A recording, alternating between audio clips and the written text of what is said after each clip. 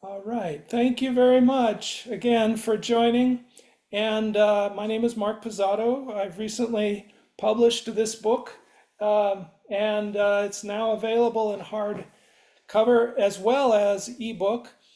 And I'll get right to my presentation, sharing my screen, and then we'll have some response from our designated scholars in Buddhism, Bill Chu, and also Shakespeare studies with Rob Conkey. But I also want to let the rest of you respond too. So I'll try to limit myself to about a half hour. This is the book and our meeting time. I want to mention that I started my application of neuroscience to theater and film about 2 decades ago with this book focusing on ghost characters, especially in Shakespeare, but also ancient Egyptian, Greek, and Roman theater and Japanese no theater, as well as modern drama and film. I was inspired by Bernard Bars, a cognitive psychologist who was already using theater metaphors in the late 90s. And his global workspace theory is still a prominent model for how our brains work and the very limited space of consciousness at each moment, which Bars calls, spotlight, and how it relates to many other subconscious functions, and how that also involves then, in Bars's sense, the players on stage and the contextual operators behind the scenes, including an unconscious audience that is both the automatic skills we have and memory systems and motivational systems in Bars's terms. He also emphasized how there are frameworks for consciousness, and how he calls them scene setters as well.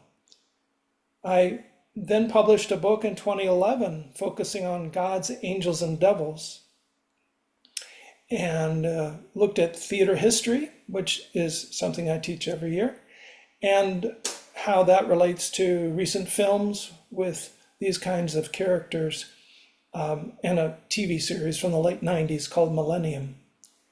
And then in 2016, I also focused a book on vampire, werewolf, and ape planet movies, plus lab-created hybrids as beast people, how that relates to the networks of our brain and staging self and other consciousness. The current book is now available, and you'll see a little possible link here if you go to the Bloomsbury website later. If you click on that, it'll send you to the bottom of that page, and then you can click and reach this platform that Bloomsbury has created, which I'm very grateful for. It was part of my initial seeking of a publisher who would do this, because I wrote the book with hundreds of photo illustrations specified, within the writing, along with dozens of videos to give a more complete experience to the reader. And the publisher was able to include 40 of the pictures in the book, but also created this website, which is free and open access. So even without buying the book, you can experience the illustrations. In the book, I have a list of the various sites in Europe that I chose for what I hope to be a series of books. But with this first book, you can see I selected from various countries, my prior trips, and many cities, including Israel, which unfortunately has become even more relevant in the last 6 months, because as I was writing the book, I felt the connection to the Holy Land for the development of Christianity and the various Christian sites was important, but also the conflicts between religions and ethnic groups. Italy was also featured in the book, and Rome especially. So the total is about 53 sites out of over 500, about 10% that I visited in the course of about 10 years or so, with help from funding from my department and also the College of Arts and Architecture at UNC Charlotte. And of course, I did have the opportunity to go to China and make the comparisons in the book then as well, with about 28 sites, and that's about 20% of what I visited. This is the basic ground plan that I found, although many variations. Sometimes just a one-hall basilica for Christian churches, but often with the cruciform transept and the unilinear focus on a main altar and high altar area with relics, sometimes in a crypt below. But that unilinear focus from west to east is a key part of this, as well as the enclosure of the sacred space, in comparison with Chinese temples that face south and have multi-directional emphasis. People come in and they bow 3 times in each of the 4 cardinal directions with incense usually, and they go visit the various shrines along the sides and back. Of course, these are monasteries as well, usually, so they're amongst areas that are more private too. But there is a central axis usually, but not a build toward one holy of holies sites that would be, exclusive also, as in the Christian tradition, for priests. So there are more openness of these areas because it's a walled enclosure with roof shrines, but openness between them. So extended courtyard, often with trees and plants, and sometimes rain or snow that I experienced. So keep this in mind as I'm going through the more theoretical issues. The first question, and I'm going to focus on 3 to summarize the book. With the many differences across such buildings, what might be a common source in our animal-human drives and emotions, especially with regard to a greater meaning for suffering in this life? So this is a table I developed in my previous books, also with the help of David Basher, a colleague in biology at UNC Charlotte that some of you know, passed away about a decade ago, but before that helped me a great deal to explore an evolutionary perspective in neuroscience of how our animal-human drives or remnant instincts might relate to primary emotions and then more complex social emotions, as well as human cultural extensions of those, and religious ideals regarding this book. So these are also building on one another. So survival is most basic, shared with all animal life, along with reproduction in some way. And then territoriality, often with other species too, and nurturing care, as well as alliance hierarchy. More distinctively with humans, although other mammals play at a young age, humans extend that through our symbolic species and culture. And then play is a way that we have of reorganizing and making meaning of these other levels with more distinct higher order consciousness and social connections with belonging that in primates involves grooming, and in humans gossip, and then belonging in religious sense as well. Good versus evil is part of the problem of those identifications that I'm going to mention more later. And then seeking immortality with meaning and purpose at the highest, or more distinctively, human level and religious goal.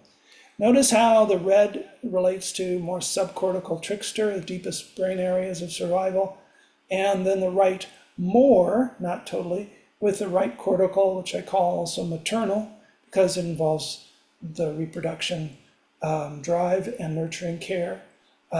Territory, which is in men too, of course, but that heritage of the maternal, and left cortical patriarchal with more territorial and alliance hierarchy drives, which of course are expressed very much in religions as well. So there are about a dozen different brain networks that I've given further theater metaphors to, especially using the social neuroscience of Matthew Lieberman and Mario Beauregard. I'm going to focus for this talk, and the book does too, especially on the audience network, again inspired by bars, and how that involves our memories and intuitions. Scriptwriter critic, more left hemisphere. Mime improviser designer, more right hemisphere. And then the stagehands, the deepest level. So that's also related to work by Bars and other neuroscientists. And this involves the animal-human heritage as well. Whoops. Animal-human heritage of our fish reptilian ancestors, the deepest level, the limbic system in the middle between our prefrontal cortex and the deeper level is the more audience area. And then we also have primate ancestors with our parietal cortex, but the left hemisphere is shown here. You have to imagine the right on the other side. And that again would be the more scriptwriter critic or mime designer. So question number 2. While religious buildings evoke awe, as paradoxically both fear, smallness, and elevation, that's been studied, hope and community, how do they also reflect the hyper-theatrical problem of melodramatic or political melodrama in theater too, with good versus evil, victim, hero against villain, group identifications and projected stereotypes, or tragicomic alternatives that are more complex. So melodrama developed as a term in the 18th century, but especially on stage in the 19th, and then as a dominant mode into our screen media, and now current politics. Good versus evil, focusing on clear-cut heroes fighting monstrous villains while saving or avenging victims. And there's an alternative to that. Obviously, maybe some problems with it as far as projecting stereotypes onto other people or groups, but an alternative in the theatrical tradition of tragic or tragicomic scripts and shows and ways of participating. So that goes back to ancient Greece with Aristotle and the idea of catharsis. I use the terms in capital letters here from the work of affective neuroscientist Jaak Panksepp, because he uses capital letters to distinguish how the animal-human drives are different from, but produce our conscious experience of emotions. And so he also explored that with animals, how their behavior indicates these kind of primary drives.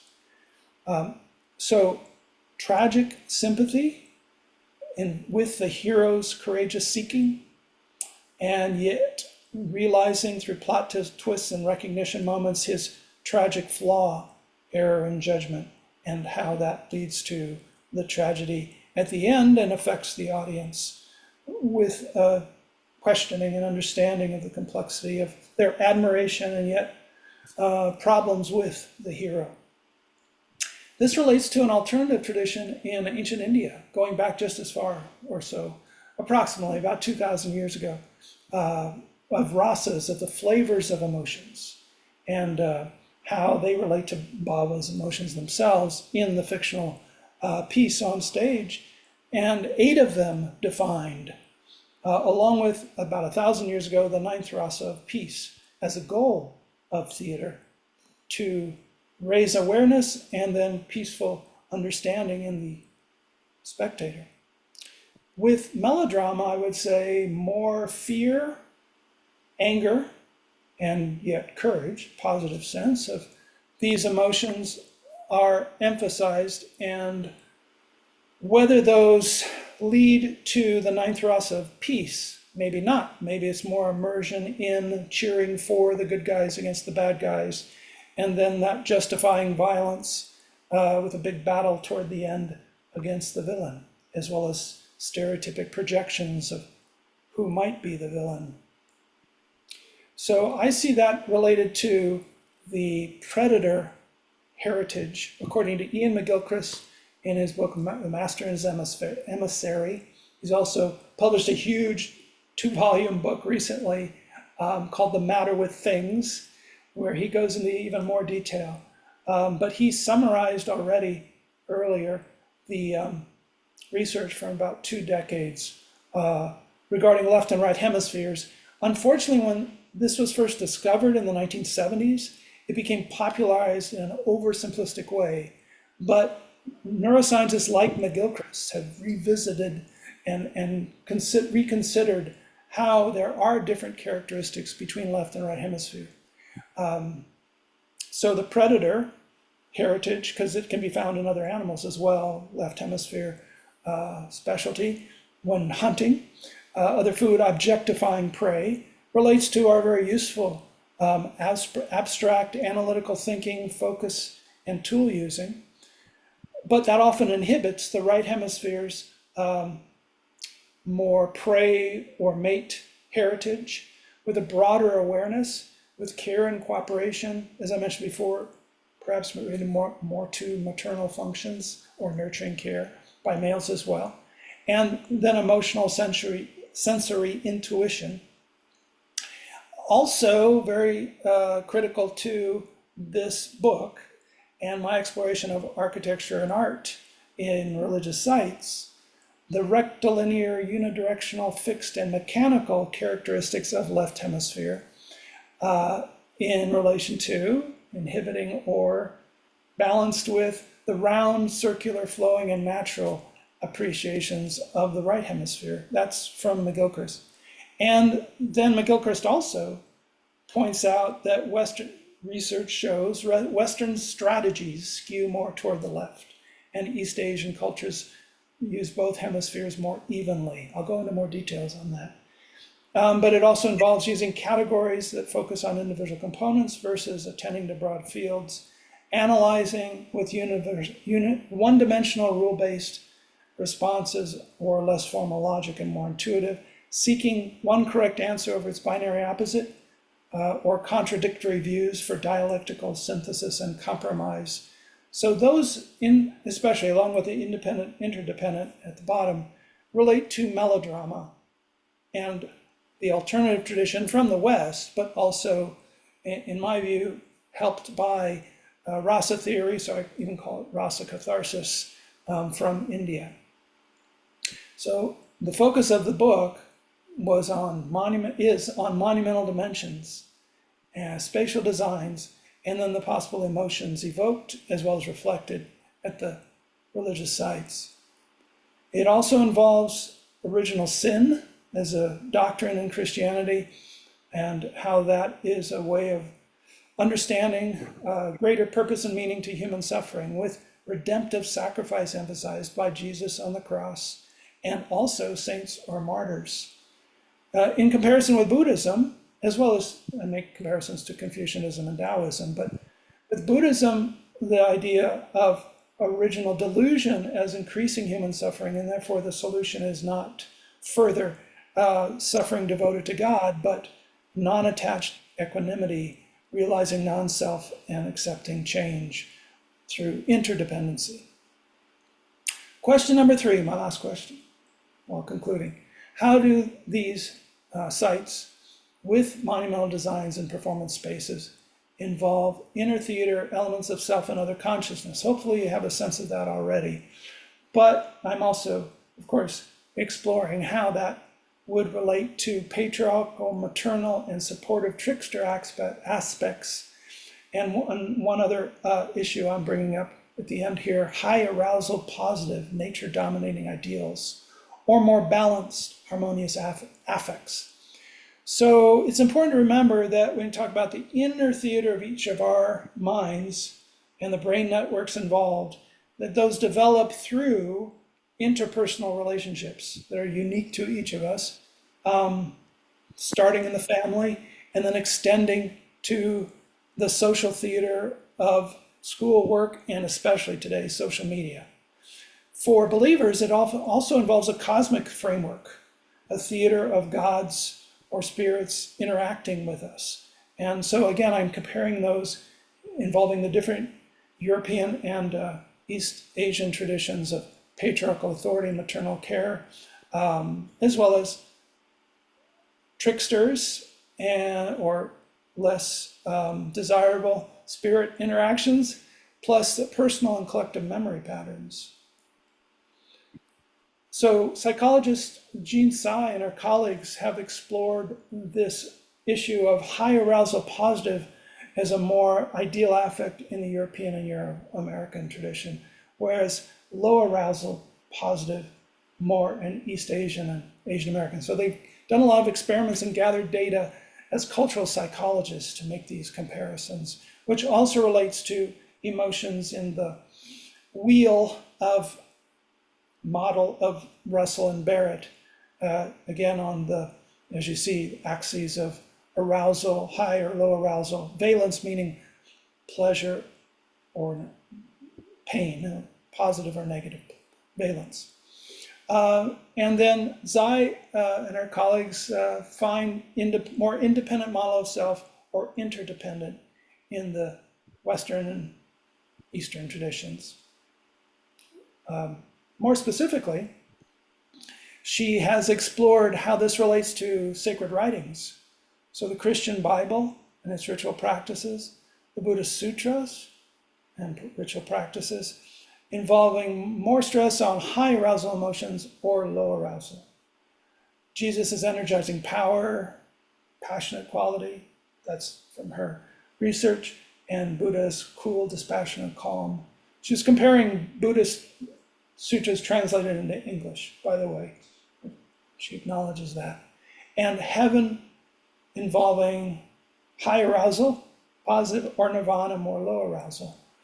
So she summarizes this as the importance of how ideal affects are different in these different traditions, and how that involves an ideal of acting on the environment and influencing others in the Western context with an independent model of self, more interdependent with East Asian and Asian Americans in her research, changing oneself or dissolving ego, that would be the Buddhist idea, to be consistent with others. More, I relate that across the line here then to the melodramatic mode, more purely good versus evil, and righteous, vengeful violence. Again, perhaps involving more of the left cortical functions as scriptwriter critic, dominating over the subcortical trickster. And then the tragic comic awareness, more in the East Asian tradition, with complex protagonist versus antagonist, and with ironic changing distance perspectives, balancing the various brain areas. There's actually a longer tradition, a couple decades or more, of cultural psychology finding various comparative aspects to Western and East Asian cognition, summarized here as the individualistic abstract rule, linear thinking, so more left cortical, or East Asian more, that is balance between the left and right cortical with more of the holistic, relational, contextual, cyclical thinking. So, coming back to design elements with the religious buildings, this is how I started my investigations, and then explored what I had experienced in retrospect using the imagery that I'm sharing with the website and the book. So again, the unilinear focus of the Christian church tradition, and I go back to how that developed historically, with the highest holy of holy area, also vertical spires, higher and higher. And then what happens in those, which I'm going to explore more in the sequel that I'm writing now, more on imagery and performance at religious sites, compared with the more multi-directional with Chinese temples and the openness, so enclosed versus open again, involving then more of the left cortical, perhaps in some ways melodramatic mode, which I'm trying to briefly share here with just a few images as examples.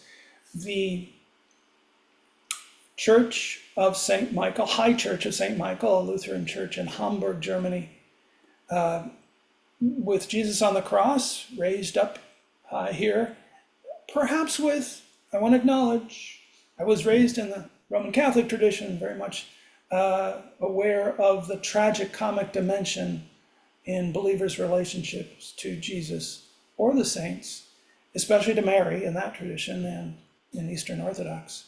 Because, the birth of Jesus, as well as the earlier Annunciation to Mary as joyful, and then the tragic development of her awareness to an experience of her son's death on the cross, brings together a complexity, as might any believer's or visitor to a church relationship to its design and imagery. So there is that dimension in Western culture. But I also found researching and reflecting on my visits with this book, more of the high arousal, positive and negative, or negative turned into positive, of Jesus' resurrection, conquering sin, death, and evil, along with other martyrs idealized for that, with sometimes gruesome imagery of their suffering, and angels like Michael or St. George on horseback, conquering Satan, like this image at the front of St. Michael's in Hamburg. So one comparison here is between two sites, is the Lingyan Temple in Hangzhou, China, with more emphasis, at least in what I see, of, based also on cultural psychologists, wider research, the low arousal, positive and negative, middle way of tragicomedy, with non-attachment, equanimity, and self-dissolution. This is, gathering of laity and monks to chant near the Buddhist statues. And then behind, so again, it's not all unidirectional, but an important area right behind is I'm not sure it's the same hall, but typically behind the main Buddha statue in many of these shrines is a Guanyin figure. Guanyin, the Bodhisattva of compassion, who actually changed from male to female, going from India to China. And she rides on a fish dragon, but she's not conquering it or nature. She's represented that way because she is especially shown here as mistress of the seven seas, or compassionate towards fishermen and sailors. And so you can see a kind of compassionate balance. She also pours, I don't know if you can see it, it's very small, but pours from a vase her compassion towards others. And that's a balance, I see, more of the low and high arousal, positive and negative, and the various brain areas. So finally, concluding for today, this talk, the 5 hypotheses in the book, which I come back to at the end of the book to see how they're confirmed or complicated, that both traditions involve the rectilinear and upright monuments, reflecting left cortical, patriarchal, scriptwriter, critic functions, and have curved, inclined, more right cortical, maternal circuits reflected, as well as nurturing drives, with some elements of the supportive trickster image and edges involving limbic audience and subcortical stage hand networks. But the contrasts also appear between the European churches as enclosed unified monuments, reflecting more left cortical, individualistic, patriarchal characteristics.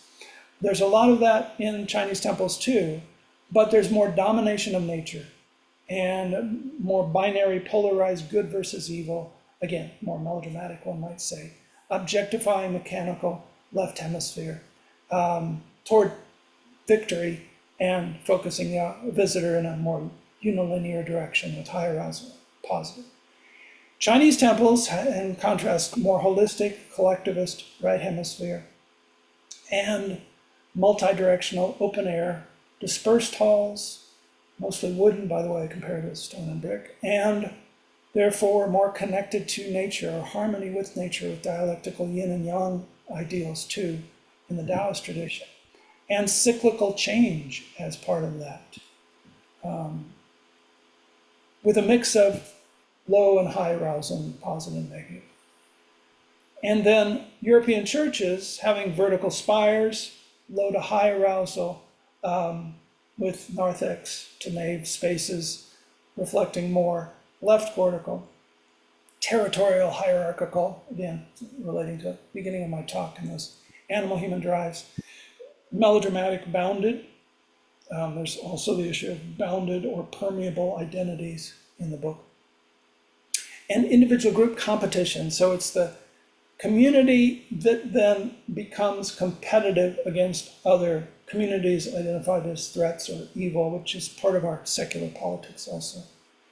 Chinese temples, in contrast, seem to involve more, or I should say less verticality, except with huge statues and pagodas, but the overall design less vertical and more horizontally shamanic, with reflecting left and right cortical balance and with multiple halls as well, porous collective yards, and showing of tragicomic, therefore, awareness of interdependent relations, and perhaps, at least in the tradition, of course, modern China has changed this greatly with communist atheism first and now the revival of temples, but Chinese geopolitics has changed in competition with the West, but more in the tradition, more cooperation between religious traditions, not the brutal bloodshed of the many centuries of religious conflict in Europe. So I'm going to stop sharing here. I can always go back to slides if anyone's interested, but I do want to ask first Bill and Rob if you'd like to respond at all.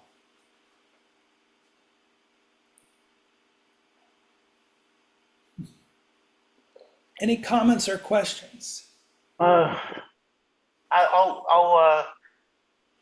say a few words. I think, I've known Mark for many, many years. I think the idea of in a neuro-theater is such a important one, at least from a Buddhist perspective, because the Buddhist is very much focused on inner psychology. So the idea is, what you experience, including your suffering, is a construction of your mind. That is a basic tenets of the Buddhist teaching, which is a little different from the Western traditions, much more emphasized from ancient times. And from that perspective, the theater is, I think it's a very apt analogy, even though, I don't think the ancient Indians and Chinese necessarily think that way, but it's, that it's a natural extension to it. And so I think that is an important theme. And it's really interesting to look at these, the churches and temples. At least in the case of Chinese temples, there are two threads. Historically, we know that. One thread is the temple was basically modeled after the palace, the Chinese palace. So this is not an Indian creation. This is a Chinese creation. The first temples that was erected in China when Buddhism first came to China was just pagodas, was just a tomb of the Buddha, sort of something that resembles the tomb of a Buddha.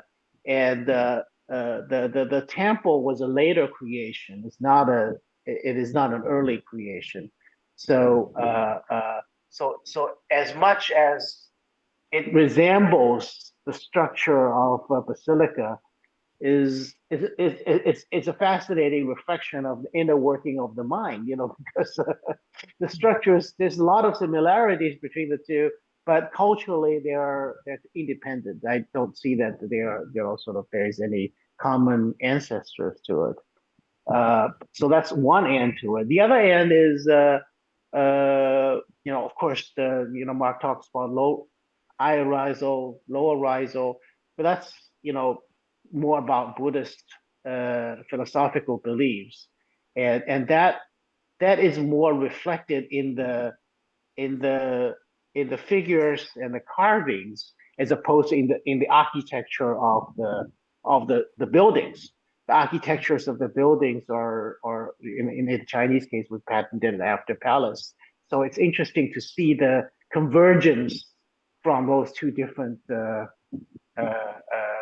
completely different sources.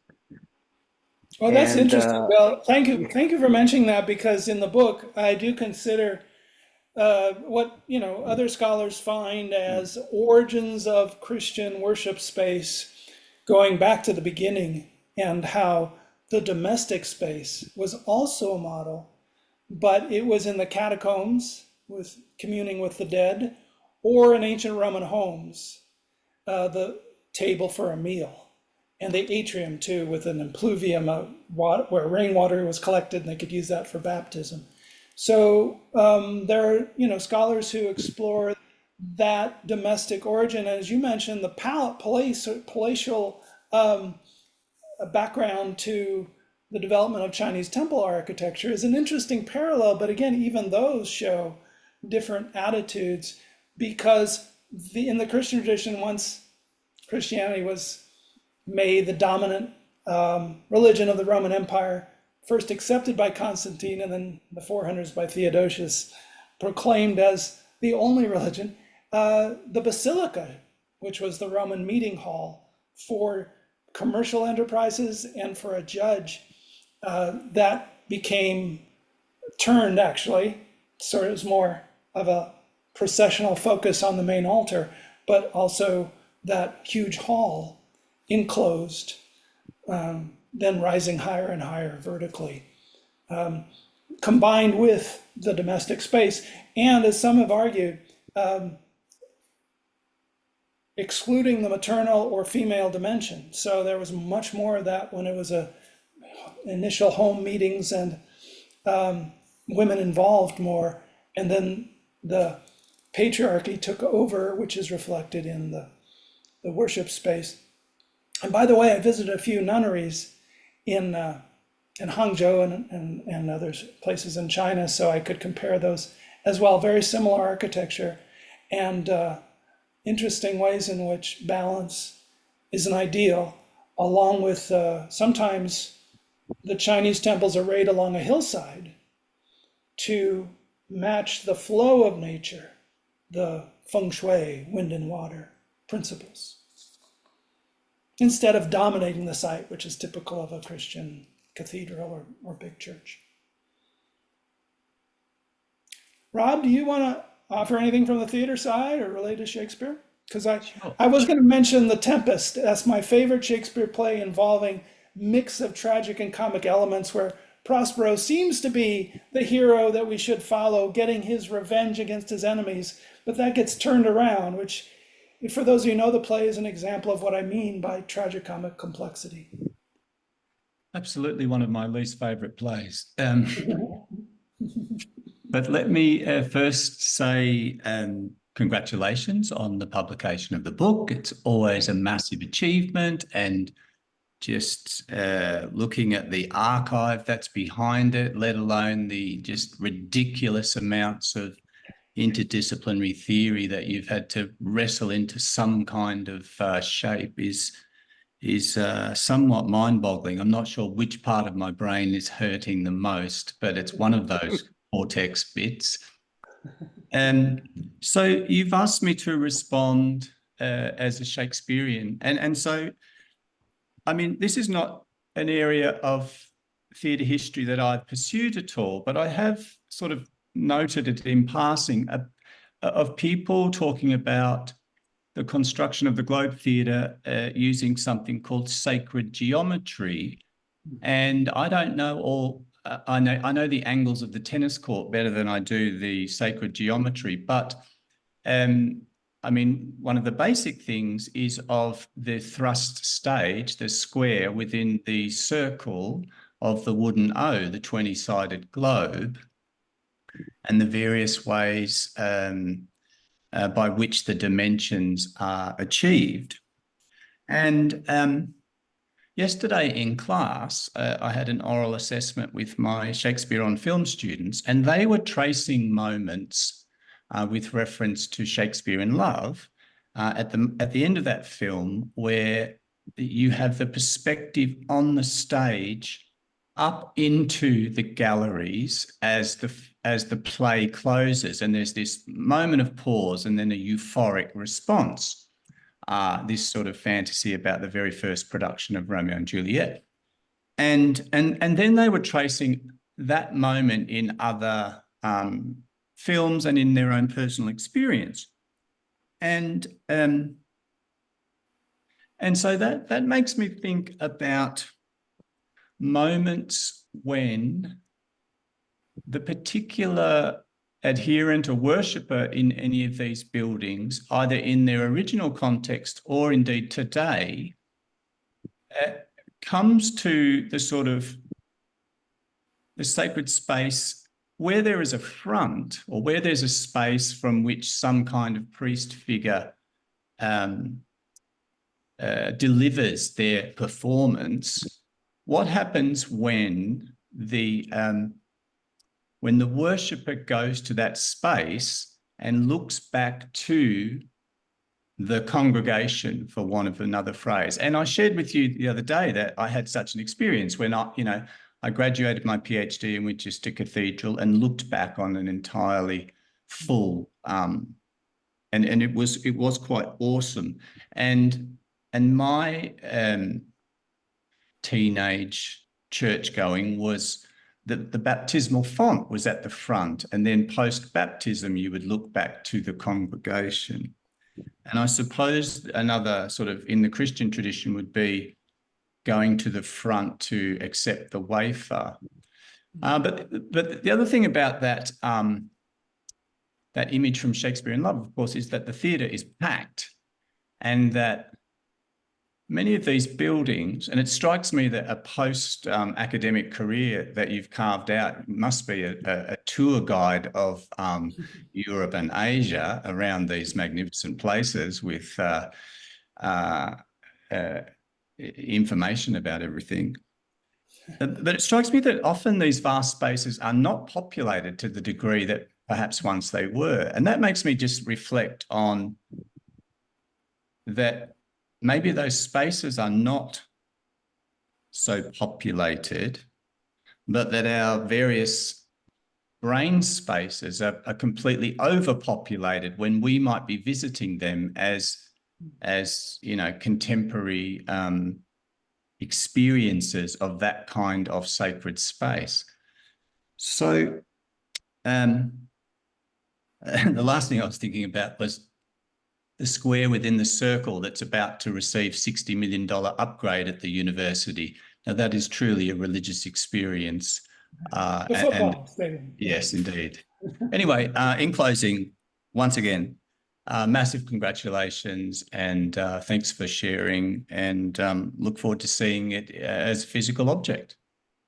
Thank you for sharing that, Rob, and I hope to talk to you about the Tempest later. We can debate the value of it, but what you're reminding me of is how the unidirectional focus on the priests at the altar, with, of course, the sharing of the bread, perhaps the wine near the end of the service, is, and then keeping that in the Catholic tradition as well as a sacred body of Christ, at all times, with a little red candle showing where that is for some people to pray toward as a connection to God, is a way to involve the laity in the platform performance space. But that's been increasing, in recent times. And in the Middle Ages, it was screened off typically, and the screens are still there in many English cathedrals. So there's also, the difference between being more spectators and being more participating in the performance space. So I have to think more about that as maybe for this second book that I'm writing as well. I'm glad you brought that up. And it's interesting to think about the globe because I hope to visit the reconstruction of it in London next month again and watch a show or two there. But the standing area, around the stage, as well as the seating area for higher class spectators, is a way of mixing different parts of society and intimacy with the thrust stage. I think that that's, again, as you mentioned, how church attendance is declining, how the spaces, are not as packed, how much more of our spiritual connections involve this kind of online thing we're doing now, as well as screen media. Again, is part of my impetus to consider the melodramatic temptations in the church and temple comparisons, and which I, seeing that more as a problem in the Western tradition, because I see it as so prevalent in our screen media now, and in the current election year politics in the U.S. Would anyone else like to jump in with comments or questions? Good to see you, Andrew Fairweather, too. Andrew does great talks and leadership of discussions through the New York Public Library, which I would highly recommend. Anyone else want to add? Yeah, go ahead, Aaron. Hey, Mark, thank you. I think you need an assistant for this project. Un collego parla Italiano. So, in the Italy trip, you let me know. I've got a lot of time next summer. But anyhow, Okay. You mentioned catacombs a bit back, and I don't know if this is part of your project, but have you theorized, considered, you guess the performance or rhetorical aspects of the sub areas? Because I have never been in a basement of a church in the United States, but I have been to them in Italy. And the church in my dad's hometown is really just an office area for the priest. But when I did a study abroad in Salerno, and I'm going to put this in the chat, so you just save that for later if you want. The sub area is very vibrant, and so but again, I don't know if this is part of your project or not. So have at it. Well, thank you. I do consider the crypts in some churches, including in Italy, because they're very interesting spaces, right? For usually a relic of a saint, actual bones, sometimes displayed, and therefore a kind of memento mori, a contemplation on mortality area, as well as a pilgrimage attraction, at least in past centuries, which produced revenue for the community, for the city or town, and sometimes funded, bigger and bigger churches or towers on them too. So that crypt space, probably related to early Christian use of catacombs as worship spaces too. I view, in relation to the subcortical, deeper body-brain connections that we have of our inner theater, and then how I even, consider in the book that there's a post-mortem fuel that comes from the belief in the holiness of those bones from saints that inspires people, and the spires that rise at the top. So that is very interesting to me, your own examples of the, going deep in the earth, as well as the verticality of the appearance from the outside, and even, looking up at the vaulted ceilings in big churches. Anyone else? Yeah, go ahead, Teresa. Oh, you need to unmute though. I was just going to bounce off on that because I've been in many different types of churches, but only in the U.S. I confess, except for viewing. But sometimes that underspace is like more communal, like it's where the kitchen is, it's where the classrooms are. I've been to a couple wonderful wedding receptions at the Catholic Church that's right off downtown Charlotte, that really old, wonderful church. Couple of our people in our department got married there. It was their second or third marriages, even though you can't do that in Catholic churches, but they did. But so it ties to that idea of community too, right? And so my wondering about was sort of looking at this the ideal values of church buildings built in a certain era versus the realized values of what the community actually is living and practicing. And I wondered if that linking that to the fact that younger people are not as religious. They don't have strong affiliations with churches. And so, when we enter a church, it's for these celebrations of other aspects of our communal shared life, a wedding, my family's had a bunch of weddings. None of them go to church at all, but they go for weddings. So I just thought that was interesting, that communal spirit. Yeah, and I think the need for connection is still very much in us.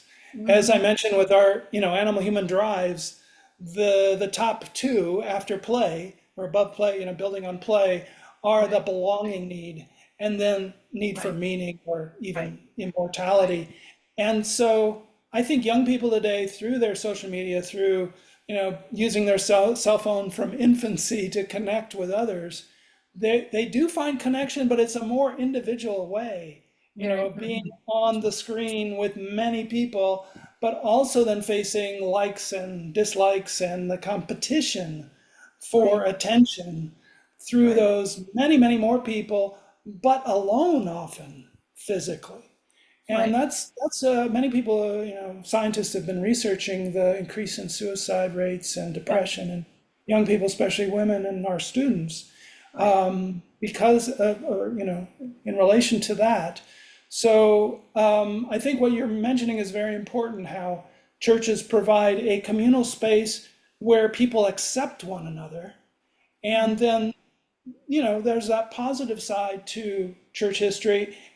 But I see it emphasized even more in Buddhism, in even the architecture and imagery of Buddhist temples, where you can walk in while the monks are chanting with lay people, like in that image I showed, and walk around the hall. They might, rope off that particular area, but you can still go around and people are still talking and people, it's like you blend into the sacred space, and it's very inclusive instead of the problem of exclusivity, which often happens, and I am afraid is part of our current politics in conservative religious people, sometimes having fear of those who want to be more diverse or change society and seeing that as evil. So the connection, is vital for all of us. But when it becomes hyper competitive, that's where I see the melodramatic problem. Yes, Cheng Wei, you want to jump in? Yeah, I just want to point out that the Buddhism in China has been converted, to adapt to the Chinese culture, like all the way back in the 8th, 9th century. So like China is just like one example of the Eastern culture, that you're trying to compare with the West. So how do you account for that nuance, that's unique to China? And also, as I pretty much grew up in China, and when I was little, and I feel like these days, the older and younger generation, they just resort to temple worship in China, just like a trade. It's more secularized. It's like, oh, I would like to pass this exam, I would like to have a baby, and then I go to the temple, and then for the rest of their lives they just don't really worship there. So I'm wondering whether your book touches upon the secularization of Buddhism. Thank you. Thank you, Cheng Wei. Those are both great points, and, coming from your experiences too. So Buddhism, as I understand it, Buddhism's journey from India first was through China, and therefore that very much influenced Japanese Buddhism, Southeast Asian, and then Tibetan Buddhism as well. So we in the West often, get Tibetan Buddhism as an influence popularized here, but earlier it was developing in China. So I wish I had more lifetimes to explore all those other areas and their temples, but I'll probably stay with the comparisons to China, acknowledging, what you mentioned. And then, yes, I did ask people, how often do you come to temple? If I didn't feel that was the wrong question, but and I often got the response, oh, twice a month, maybe. And I noticed and also read about how much the laity, the popular attendance in temples, is for, as you said, seeking help from the Buddhas. And so it is very transactional in that way, leaving an offering of burning spirit money, as it's called, even burning for deceased relatives, larger cardboard objects that represent a house or a car or something, and incense or candle lighting, and even leaving food. So some moving things I saw about that attempt to connect, as Teresa brought up as well, to the spirits or ancestors, which is extremely important in the Chinese tradition, emphasized more than in the Western. So I do acknowledge in the book, how the Buddhist philosophy teachings and how it's been developed in the West, especially with mindfulness-based stress reduction and therapies, is not practiced that much, even by monks in China. And it's much more, open. Actually, Buddhism is open. I've talked to a couple monks about this, open to what the people want, even if the teaching is about non-attachment, about self-dissolution. If people want some connection to ancestors, some help with their personal life problems involving their attachments, the Buddhist monks will help them. And I even was listening to a talk last night by Kosho Finch, who does wonderful talks online. Recommend from his Portland temple, Shingon Japanese Buddhism. But he was talking about how because it's esoteric Buddhism, he does exorcisms sometimes if it's warranted. So there's even, that way of helping people. But he made a distinction, which helped me too. Instead of the Catholic notion or Christian tradition of conquering the evil spirit, it's about helping the evil spirit, rebalancing the situation. Because every spirit, every living being, even animals, of course, are considered to be progressing towards enlightenment. And so the attitude is to help them, not conquer them. They're not purely evil, they're just misguided and suffering themselves. So that's what I value in Buddhism, but realizing, as you brought, the complexity of the different attitudes of people in temples. Andrew, what would you like to add? Just real quick, and I'm sorry if it's not very well formulated, but it got me thinking, the whole discussion or talk, as well as Cheng Wei's latest comment, got me thinking about the fact of literacy and how that might influence spaces of worship. The Catholic spectatorial tradition versus the Protestant participatorial tradition. As we go into this, as you mentioned, age where perhaps people feel they don't need a church, even if they are, quote, spiritual, right? That trajectory, especially as it relates to China. I mean, we have a country that has completely revolutionized itself in many ways, but especially in terms of literacy, and how that may or may not, comparatively speaking with the West as well, have an effect on temple worship, temple structure in ways that we don't even know at the moment because the change has been so rapid and so quick. Will this result in a sort of, insofar as we see China as, as much as that it is different, it's so much like Western societies today as well, a homogenizing of, say, spiritual attitudes or spiritual space, both in the West and in the East? Or will there be, in a way, like a novel development from this increase in literacy, from this, and how that might have effect on sacred spaces in the East as well? I don't know. It's not really a question. It's more of just like, it's got me thinking about these things.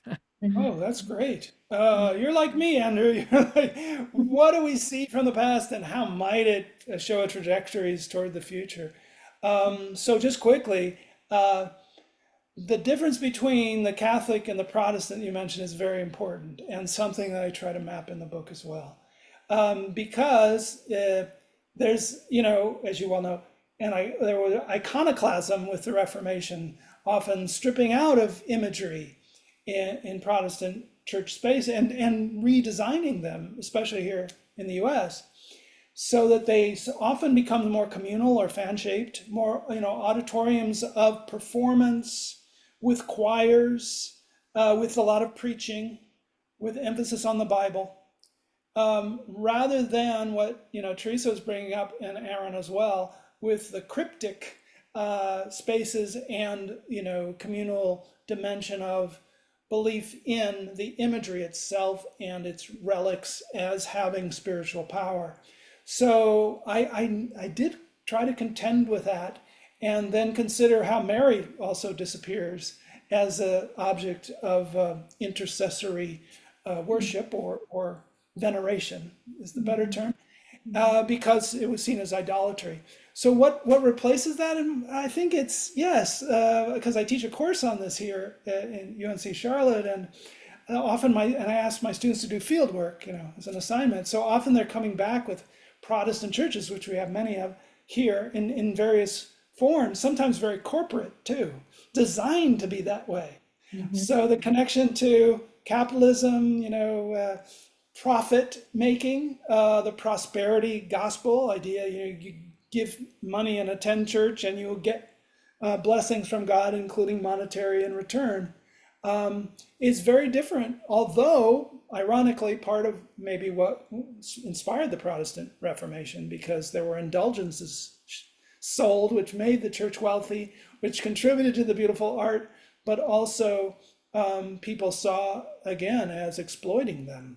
Indulgences were, of course, the priest will do special rituals for your departed loved one or for you, so that you will not suffer as much in purgatory, on your way to heaven, or your loved one who's suffering now. And it appears in Shakespeare's Hamlet with the ghost coming and saying, I'm suffering, but he wants revenge. It's more of that melodramatic mode for him, maybe why he's in purgatory.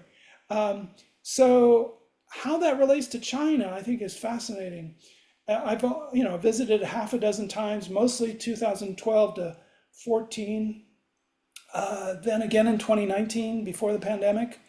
But things have changed. Things changed greatly before that, because, as Cheng Wei brought up, there was no religion allowed in China, right, from the 40s to the 80s. And then the temples were rebuilt, or they had been turned into warehouses and they were rededicated.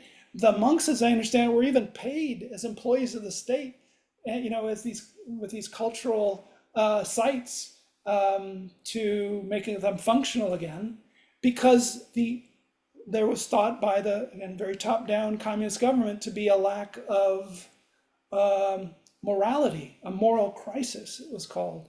So that bringing back religion, even though communism had been atheist, bringing it back was a way to improve society, and that interdependent element that I mentioned in the book focuses on. So how that then shifted, through recent developments, with the competition, increasing competition through the Trump presidency and even the Biden presidency, between the US and China, and also with COVID, the zero COVID policy, where people were locked up in their apartments for months and they rebelled, even though it's very dangerous to do so. How that then, makes church community a potentially dangerous space for the government, but also a way that people can connect with a greater sense of meaning through that cosmic theater framework I mentioned. I don't know, but I hope that the hyper competitiveness between our two countries, between the US and China, as well as, involving Europe, will lead eventually, will also involve more cooperation and mutual understanding, especially if we can see how the traditions do have common origin in our human condition and brain networks, but also various alternative developments which we are still working on. So thank you all for joining. We went a little bit over, but you had some great responses and questions, which inspired me again. So again, thanks. Have a great rest of your Thanks, Friday. Mark. Thanks, Mark. It was wonderful. Look forward to it. So look forward to having more discussions. Thank you. Bye-bye. Thanks, Mark. Ciao. Bye. Ciao.